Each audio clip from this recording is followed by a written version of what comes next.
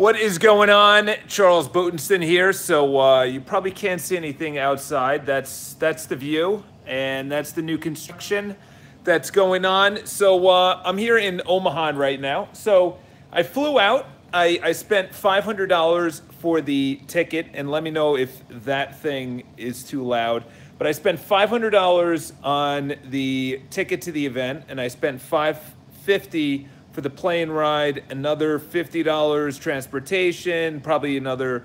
It came out total to about $1,200, and then obviously the hotel stay and all that other jazz. I probably spent about $1,200 to come out here, and it's one of those things that it started off slow. The microphones weren't really working.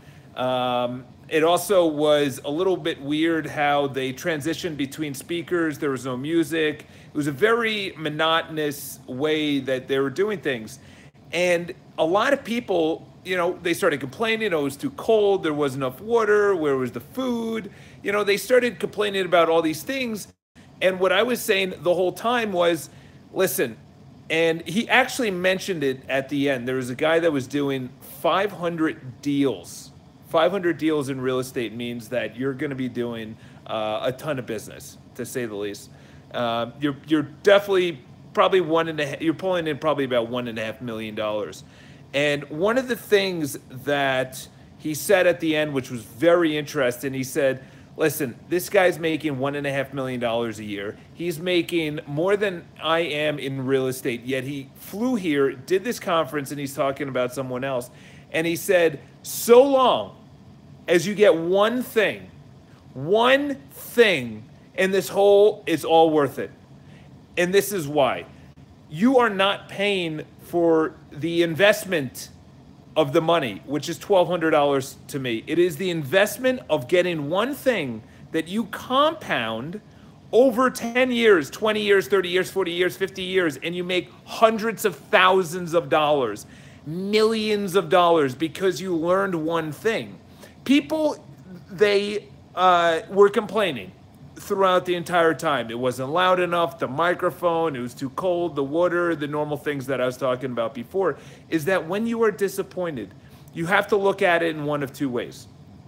I'm disappointed because I spent $1,200. That's one way to look at it. The other way to look at it is say, okay, if I was running a conference, actually, when I am running a conference, because I was actually thinking this when I was running, and I wrote this down. I said, when I host a conference, this is what I'm not going to do. I will have music between the speakers. I will make sure that all microphones work. I will make sure that the sound on the video works. These are things I'm writing down. So though I didn't get $1,200 worth of value, but by the way, I did. Though I didn't get $1,200 of value, you have to think, this is how I would not do it. And you write that down. That's the thing, is that people say, I'm disappointed in the teacher or in the movie. And then you now you have a threshold of saying, this is how I want it to be. This is how, these are my standards from now on. This date was terrible. I wish this date was better. I wish this job was better. I wish my manager was better. I wish something was better. Because we go through life being disappointed. We try and change the outside. What we can't, yes, we can change the outside. We could change, obviously, the response. You guys already know that. However, a level deeper is you now have a standard. You now have a threshold. You now have a level in which to work off of. A new level of what you want in your manager or your relationships or the conferences or even yourself. When you're disappointed, you say, this is how I know I don't want things. So you're working backwards. You're not even looking for you're not looking for the value that someone may give you. You're saying, this is how I don't want things, which is even better. What's going on, my man, Chris?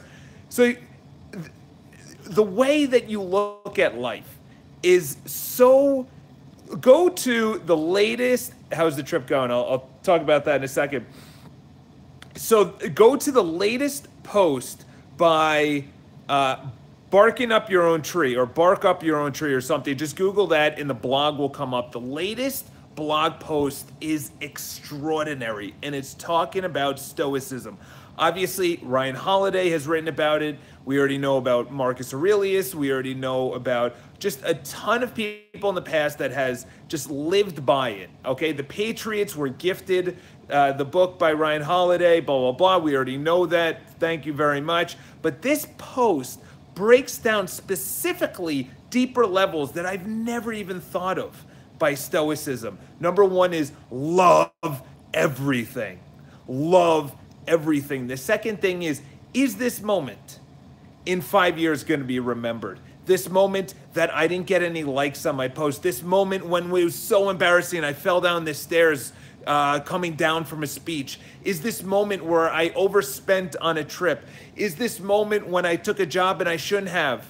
And then the opposite is true, which is, can I use this moment for the future? Can I use this moment by talking about it and having it as a learning lesson for other people or myself? Can I talk about this as a learning experience? So they go so deep into the stoicism of it. So this trip, as Chris just alluded to, we're in beautiful downtown Omaha, Nebraska. Look at all that new construction going on. So the conference itself is not well put on at all. The guy he has, I think, 20 businesses. He's only 36 years old. He's doing incredible. His mindset and his business sense are so on point. For me, I look at it as quality. He looks at as quantity. Is that where Warren Buffett? Yeah, he actually had the Berkshire Hathaway shareholder meeting last week. So that's why the ticket prices were so fucking expensive. But the guy's name is Jeff Cohn. Look him up. He's a rock star agent. He's #1 in Nebraska in real estate transactions. How much money do you spend each month on self-development? You know, if I amortize it, it's not that much. But if I actually look at per trip, so this trip is going to be $1,200. But like I said in the beginning, I don't know if you guys were here at the beginning, is that if I get one thing, it's not that one thing pays for the trip. That one thing could be hundreds of thousands of dollars because I'm never going to make that mistake. Or I'm always going to do that. So if I talk to a homeowner and now I have a better way, instead of saying, sign this contract, I now say, initial the paperwork, which is less abrasive. So in other words, I went from sign the contract to initial the paperwork. If that yields me, I don't know, 50 more homes over the next 10, 15 years, I think this trip is worth it. Most people, they want to get an abundance of practicality. You're not going to get an abundance of practicality. I'll give you another example, is that I was talking to this guy. His name is Greg Harrelson. Have you tried Thai? I did. I paid for it when it was $67 about 4 years ago, and then it blew up, and now it's worth, I think, or now, I don't know. I have no idea. But it's a great starting point.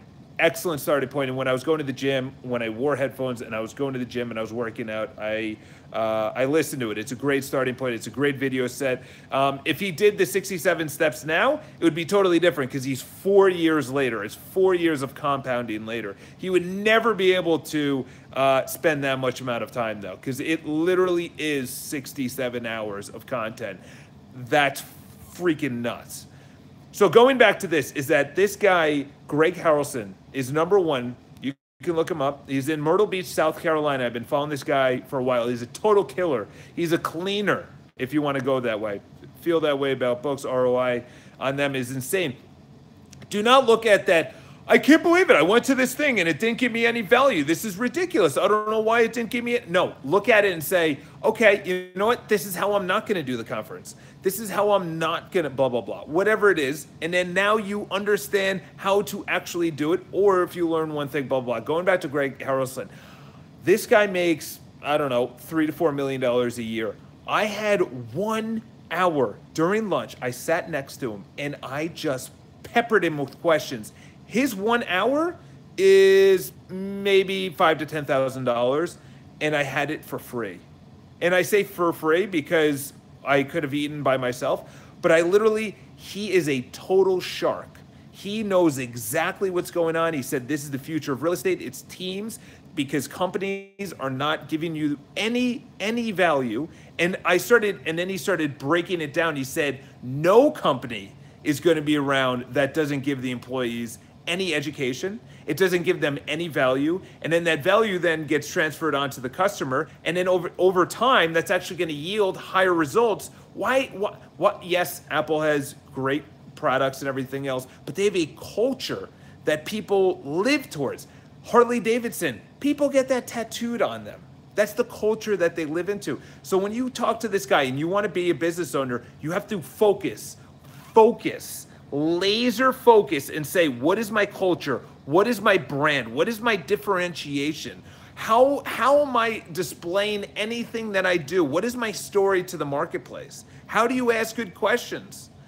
Honestly, I really have to give myself props. I probably ask the best questions out of anyone that I've ever seen in my life. You know, I'm not saying that not humbly or whatever that reverse engineering is. I'm saying that because I do ask.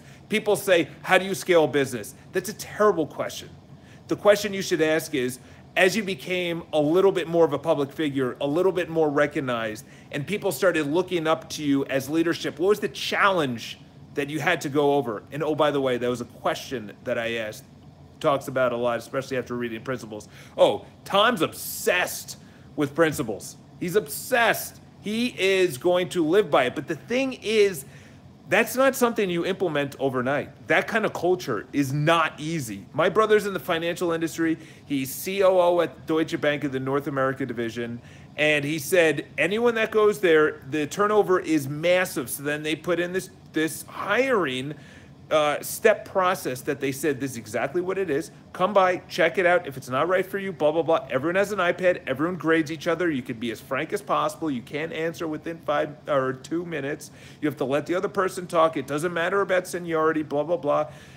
That's incredible, that culture. That's incredible. That's not overnight, okay? This is the second thing I started thinking about. And I honestly, I might make a video about this, because it is so vitally important. It is so vitally important. I literally look at people and I say, I'm 32. I'm turning 33 in July. I hope you guys wish me a happy birthday. July 13th. Awesome. Thank you. I know Chris wrote that down. He's going to send me some balloons. Maybe I was going to go somewhere funny. So when you see people, I was walking into the airport. I'm walking around to this conference. I'm in Nebraska. I don't even know where Nebraska is. I had to look at the map and zoom out. You should see my Uber driver. And I started looking around, and this is one of the most important questions you should always ask yourself when you meet someone and everything else. I love making your bread out of my calendar. That's awesome. I love it. Thank you. Is that when you see someone, so I'm looking around this room. I'm 32. I'm probably on the younger end of this room. Probably, only a handful of people that were, late 20s, early 30s. And I always look at someone and I say, do I want to be them at 41, 56, 62? Do I still want to be going to conferences? Absolutely. But do I want to be in the crowd, or do I want to be one of the speakers? Do I want to be wearing that? Do I want to be in that shape? Do I want to have more or less hair? Am I going to be dressed that way?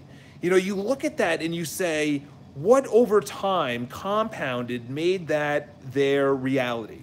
What over time, what decisions, those small decisions, I'm going to post about this on social media, what small decisions do they make over time that they end up at 41, 51, 61, that they ask, I only have 1 or 2 agents, I'm only making $110,000, and it's my 20th year in business. I don't understand this whole technology. Am I going to be that person? No, I am going to be that Peter Diamandis. I'm going to be that Zucks, that Musk, that Bezos, that Bronson. The people that continuously are coachable, learnable, that they are humbleized in areas they don't have any clue. That's what turns me on to a coach.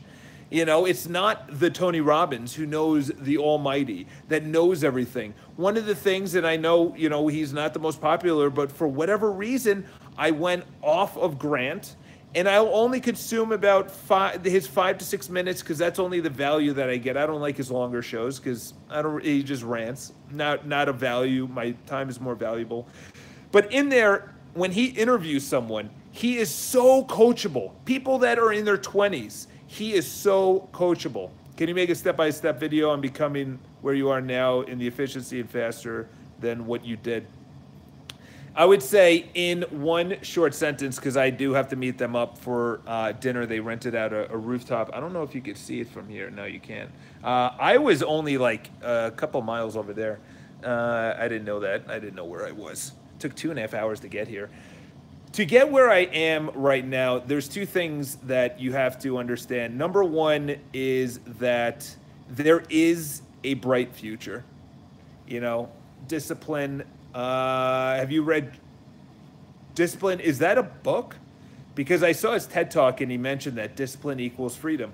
And that's the thing, is that you have to understand that you have to understand, but you have to believe, literally believe deep down in your heart that that you will figure it out. Okay, that is the premise of Feel the Fear and Do It Anyway by Dr. Susan Jeffers. Is she says there's fear of failure, the fear of success, everything. It boils down to one fear, is that you're not going to be able to handle it. I can't handle the fame. I can't handle the money. I can't handle the body. I can't handle the relationship. I can't handle the failure. I can't handle the shame, whatever. It all comes down to I can't handle it. When you reverse engineer that and then you say, I'm excited to get on stage, I'll handle it. I'll handle the Q&A. I'll handle the great body. I'll handle waking up, blah, blah, blah. If you actually boil all that down, you have to have a burning desire that the future is going to be right around what you wanted. Obviously, right now, I have no idea where I'm going to be in 5 years. I have an idea. Not only am I going to be better, not only am I going to be smarter, not am I going to be wealthier, healthier, everything. I'm just going to be far superior than I am right now. And I'm not going to say that humbly, because if I say that humbly, that means that I've slowed down. Okay? And I have a fear. I have a deep fear of settling. I have a deep fear of slowing down. And efficiency is one of the biggest things, is that if you are not efficient with every area of your life, I have systems. I put my gym clothes in the exact same area. I wake up at the same time. I put my shoes in the same area. I fold my shirts the same way. I pack my bag the same way. Isn't that boring? Why would I make packing my bag exciting? Why would I want where I put my clothes exciting? The exciting part is talking to people, selling on the phone, influencing people. That's the exciting part. That I don't have any system for. I have an idea, but I don't know what the objections are going to be. Found Feel the Fear a week ago in a used bookstore for about $1.50. Yeah, it's a good bargain. Listen, it's not over the top, but it's very interesting because she talks about something that I never even considered, which is people that you look at, the best musicians, the best singers, the best orators, Simon Sinek, Tony Robbins, all these people that are just unbelievable on Gary Vaynerchuk, that are unbelievable on stage. As she mentions in the book, is that at one time they sucked at it, and at one time they're fearful. And they may still be fearful. They just don't show it, or they know how to handle it. And to me, that gave me the confidence, is that you're right. The first time Tom Brady took the field, you think he was like, I'm winning the Super Bowl? Yeah, he had confidence. Yeah, he had persuasion and influence over his teammates. We're going to drive down the field. He ended up winning the Super Bowl, which is crazy. But do you think that he is as confident now? He knows exactly what he's eating. He knows when he's going to sleep, when he's stretching, when he's practicing. He knows everything. He's a master now, okay? But at one time, he was nervous. At one time, he didn't know how to handle a play. At one time, he was a little scared going into the Super Bowl, or how to handle questions by reporters. And now he has that confidence, I'll handle it. And it's those small, little, incremental books that make such a vital, monumental, compounded effect over time, that I know that my $1,200, I just need to get one thing. Just get one thing. Even if I look at someone in the arena and that person asks a question that I would never ask, at their age. And I get that one thing and I say, I just don't want to be that person at 41. At 41, I want to be on stage. At 41, I want a bigger audience. At 41, I want a better body. At 41, I want a beautiful wife. At 41, I want to be crushing business, have multiple streams of income. That's the way you should be thinking, is that even from disappointment, you get a lesson that's as good as someone telling you what to do, because you're understanding what not to do, how not to hold a conference because the mics didn't work, because it was too cold, they ran out of water, there was no intro between speakers, there was no music, the video didn't work. I got more value out of that because I knew in the audience how it felt. And then if I was throwing that conference, I say, wow, these are things, and I wrote that down. I literally wrote that down. I have 2 pages of notes. So yes, I made my $1,200, and yes, from disappointment comes a lesson, all right? So this is me signing off from Omaha. I got to get my little badge, and then those are drink tickets. I don't know if I'm gonna be drinking tonight. Dinner starts in 20 minutes. I'm probably gonna, what's the point of being the greatest? That's an amazing question. I would say the point of being the greatest, that varies between people, not the level of greatest, because obviously Muhammad Ali wanted to win championships, Tom Brady wants to win championships, some people want to win Oscars, some people, they just want to be the greatest mother or father, or the greatest manager, or the greatest barber, or whatever the case is. I think the greatest should boil down to you living the highest optimization of yourself in all areas of your life. The highest optimization, because if you're incredible at business, but you have, if you read Phil Knight's book, it's not about being the greatest, it's about being the greatest version of yourself. Exactly what I just said. Thank you, Chris. And have a blessed Charles, you're doing great. So what's really funny is, not really funny, but in Phil Knight's book, and I'm reading this whole time and I'm getting inspired. I'm like, holy cow, I had no idea that Nike's been around this long. Phil Knight worked his ass off building this out. And then he goes towards the end of the pages and he starts talking about regrets.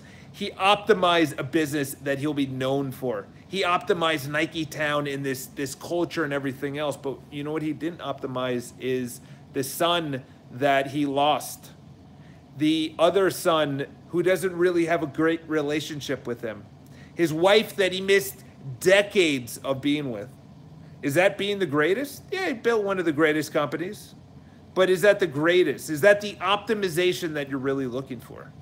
That's why I want to bring a lifestyle, a coolness to personal development, because personal development is literally everything in life. I can't close my battery telling me I have 10% left.